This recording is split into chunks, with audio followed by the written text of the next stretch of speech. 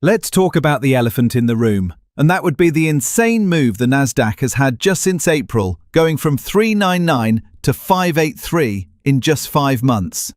This incredible run on the long-term monthly chart that triggered a massive rally likely isn't over, and when it does break out and close above and sustain above 583.21, it will make this year's 184-point gain look like a walk in the park.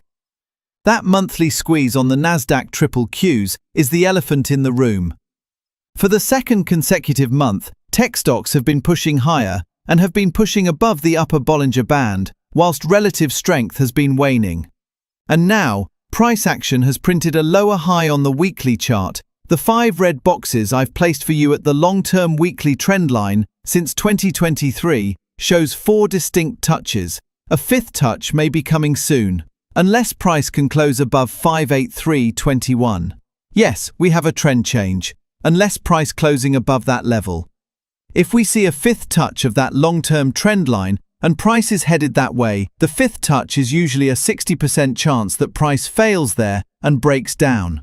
What I expect is for price to do what it almost always does after a breakout and retest the breakout level, which it has never done on this last breakout, which would be around the 538 level. The 538 level coincides near the 20-period moving average on the weekly time frame and would be a break of that long-term trend line and almost the perfect bear trap to fuel the next leg higher.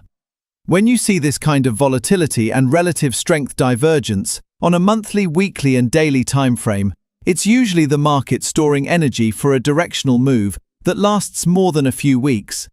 Often, a 1 to 3 bar expansion measured in months and weeks, not days. In other words, the next decisive break from this coil can define the trend into Q4.